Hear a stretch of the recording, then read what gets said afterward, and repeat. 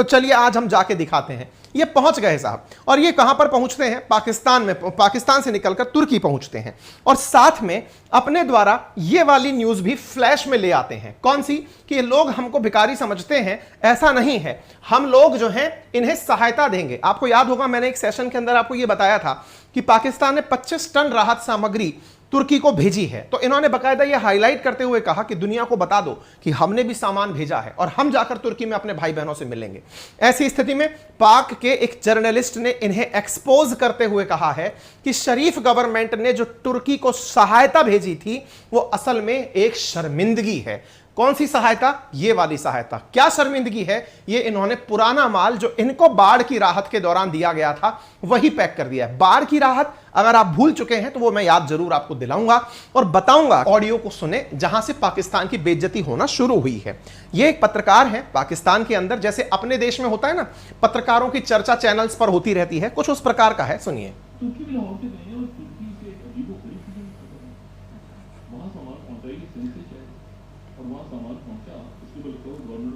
शायद आपको आवाज सुनाई नहीं दे रही होगी, मैं बोल देता हूं। उन्होंने जो खोला है तो अंदर से वो निकला पैकेट के तुर्की की तरफ से मोहब्बत के साथ जो सैलाब के दिनों में भेजा था। इनका कहना यह है कि हाल ही में हमने पाकिस्तान के माध्यम से तुर्की को सहायता भेजी। उस पे सामने की तरफ रैपर लगा हुआ है सिंध की तरफ से, यानी पाकिस्तान के अंदर सिंध राज्य है, वहां से भेजी गई, पाकिस्तान की तरफ से भेजी गई सहायता। लेकिन जब उस पैकेट को खोला गया तो उसके अंदर जो रैपर लगे उन पे पहले से ही लिखा हुआ था तुर्की की तरफ से पाकिस्तान को भेजी गई सहायता। वास्तविकता में इस पत्रकार के द्वारा जब से ये क्लेम आया है तो लोगों के मन में, जिनको नहीं पता है पाकिस्तान में चल क्या रहा है, उन्हें लगा कि यार ये तो वाकई में मतलब बहुत ही हद दर्जे की गलती है। गलती कह लीजिए या फिर पता नहीं कि क्या ही चल रहा है। इस बात से आप अंदाजा लगा सकते हैं कि इनको बाढ़ राहत के नाम पर जो सहायता अब तक दुनिया ने भेजी है ना, उस पर अमेरिका तक यह बोल चुका है कि मैं आकर रिव्यू करूंगा आप लोगों ने जिस तरह से हमारे माल का दुरुपयोग किया है। अब इस बात को आज हम एनालाइज करेंगे, लेकिन यह तो जान लें कि पाकिस्तान को बाढ़ राहत कब मिली थी। तो आइए थोड़ा सा मैं आपको आगे लेकर चलता हूं। ये कुछ तस्वीरें हैं जो आपको देखनी चाहिए। पाकिस्तान में आज भी ऐसे हालात बने हुए हैं। आप कहेंगे सर बाढ़ का पानी सूख जाता है, पाकिस्तान में ऐसा हुआ नहीं है। जुलाई 2022, अगस्त 2022 में पाकिस्तान में कुछ इस प्रकार के दृश्य देखने को मिले। क्या दृश्य हैं ये? भीषण बाढ़ आई पाकिस्तान में। उस बाढ़ के कारण वाटर लॉगिंग की समस्या उत्पन्न हो गई। जहां तहां देखें वहां पर लोग पानी के अंदर फंस गए। ये जो स्थिति यहां पर बनकर आई, इसमें पाकिस्तान की फ्लड के बारे में जानकारी निकलकर आई, और वो क्या थी कि जून 2022 से लेकर अक्टूबर 2022 के बीच में पाकिस्तान के जिन क्षेत्रों में, ये जो रेड कलर का क्षेत्र दिखाई दे रहा है, जहां पर बाढ़ आई, उसकी वजह से 30 मिलियन लोग प्रभावित हुए और पाकिस्तान ने इस कारण से अपने यहां पर इमरजेंसी डिक्लेयर कर दी। 1739 लोग इसमें मारे गए थे, जिसमें 647 तो केवल बच्चे थे। 12,500 के आसपास लोग इसके अंदर इंजर्ड हुए थे और 2.1 मिलियन लोग जो हैं वो अपना घर छोड़ने के लिए मजबूर हुए थे। यानी कि एक भीषण बाढ़ थी। क्या यह पाकिस्तान में पहली बार आई थी? नहीं, इससे पहले 2010 में पाकिस्तान में ऐसी ही भीषण बाढ़ आई थी। 2022 की इस बाढ़ के कारण पाकिस्तान ने दुनिया भर से कहा कि उन्हें लगभग $30 बिलियन का नुकसान हुआ है। ऐसी बातें पाकिस्तान ने यूएन में जाकर कही कि हमें $30 बिलियन का नुकसान हुआ है, हमें सहायता दें। ऐसी स्थिति में पाकिस्तान ने दुनिया भर से मदद मांगी और कहा कि हमारी स्थिति बहुत खराब है, हम सदी की सबसे भयानक बाढ़ से जूझ रहे हैं, हमें मदद भेजें। ऐसी स्थिति में आप शहबाज शरीफ का यहां पर एक मैसेज देखते हैं जिसमें ये अपने द्वारा बताते हैं कि 2010 के अंदर जो बाढ़ आई थी उसके बाद 2022 की बाढ़ सबसे भीषण बाढ़ है।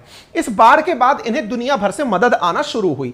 आप अजरबैजान की मदद देख सकते हैं, यूके की देख सकते हैं, फ्रांस की देख सकते हैं, चाइना की मदद देख सकते हैं, कनाडा की मदद देख सकते हैं, यूएई की मदद देख सकते हैं। इस प्रकार से इनके पास खूब सारी मदद आनी शुरू हुई। उसी बीच में मदद तुर्की ने इनको भेजी थी। ये रही टर्की की मदद, जिसमें आप देख रहे हैं प्रेसिडेंट अर्दगन के द्वारा प्राइम मिनिस्टर शहबाज शरीफ से फोन पर बात करके कहा गया कि हम आपको कुछ मदद भेज रहे हैं और यहां पर आपकी पूरी मदद करने की कोशिश करेंगे। यहां पर बकायदा इन्हें मदद भेजी गई, जिसका शहबाज शरीफ ने बकायदा धन्यवाद भी दिया कि धन्यवाद, आपने हमारे साथ भाई की तरह व्यवहार किया और हमें आपने मदद भेजी। आप यहां पर तुर्की के अखबार टीआरटी वर्ल्ड की खबर देख सकते हैं वर्ष 2022 अगस्त की, जिसमें तुर्की ने पाकिस्तान में आई बाढ़ पर 2 प्लेन भर करके सहायता सामग्री पाकिस्तान के फ्लड विक्टिम्स के लिए भेजी थी। यह वो जहाज है और यहां पर आया हुआ यह सामान आपको दिख रहा है। टर्की चैरिटी हेल्प 1,50,000 पाकिस्तानी इन फ्लड विक्टिम। पाकिस्तान के अखबार में यह खबर छपती है कि तुर्की ने जो मदद की उसकी वजह से 1.5 लाख पाकिस्तानियों तक मदद पहुंची। ठीक है, अब क्या होता है? अब रिसेंटली 6 फरवरी के दिन आप खबर सुनते हैं कि तुर्की में भीषण बाढ़ आती, भीषण भूकंप आता है, जिसके लिए भारत सहायता भेजता है, दुनिया भर के देश सहायता भेजते हैं। तो इस बार पाकिस्तान की अपने भाई को भाईपना दिखाने के लिए उसकी मदद की आवश्यकता दिखाई दी, तो इस तरफ से पाकिस्तान की तरफ से भी मदद भेजी जानी तय हुई।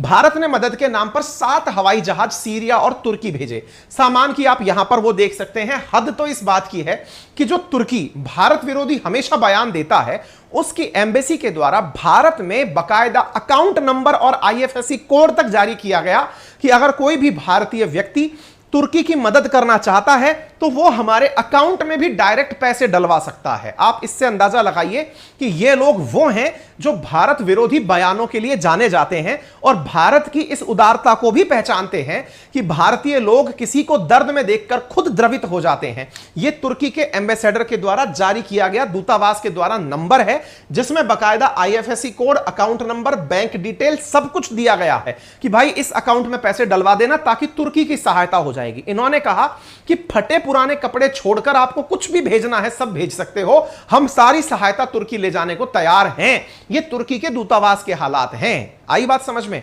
इसी बीच में शहबाज शरीफ ने कहा कि साहब मैं भी जाऊंगा तुर्की। किस काम के लिए? बोले इनकी मदद करने के लिए। आप यहां पर 6 फरवरी को शहबाज शरीफ का ट्वीट देख लेते हैं। दुनिया जब मदद भेज रही है तो मदद के नाम पर मैं खुद जाऊंगा। खुद जाने के नाम पर शहबाज शरीफ खुद अपनी जानकारी निकाल करके निकलने की जानकारी करते हैं, मैं जाऊंगा। पाकिस्तान प्राइम मिनिस्टर शहबाज शरीफ कहते हैं कि वो तुर्की जाएंगे। 7 फरवरी की खबर आती है। 7 फरवरी की जब खबर आती है तो उसके बाद में निकल कर आता है कि इन्हें वहां जाने से रोक दिया गया कि नहीं आप मत आइए। इनकी एक तरह से अंतरराष्ट्रीय बेइज्जती इस बात पर होती है। हालांकि इन्होंने कहा कोई बात नहीं, आप मत भेजो, मैं रिलीफ सामग्री भेजूंगा। 10 फरवरी के दिन का यह ट्रक है, यह जो फ्लाइट है आप जाते हुए देख सकते हैं, जिसकी पूरी की पूरी निगरानी शहबाज शरीफ ने करी। एक जहाज भरकर पाकिस्तान से तुर्की मदद के लिए भेज दिया गया। चूंकि तुर्की इन्हें मना कर चुका था कि आप मत आना, तो इन्होंने मदद की सामग्री भेज दी। मदद की सामग्री भेज दी। जब एक दिन पहले इनकी इस बात पर बेइज्जती हो चुकी थी तो हमें लगा कि शायद इन्होंने सामान भेजकर तुर्की की बेइज्जती की है कि तुम्हारा सामान तुम ही रखो। मुझे तो ऐसा ही लग रहा है, सोन पपड़ी इवेंट था ये। शहबाज शरीफ ने बकायदा सामान भेजा और 16 फरवरी के दिन खुद भी रवाना होकर तुर्की चले गए। आप यहां पर अर्दगन से इनकी मिलती हुई तस्वीर देख सकते हैं और यहां पर पहुंच करके सुर्खी भी देख सकते हैं।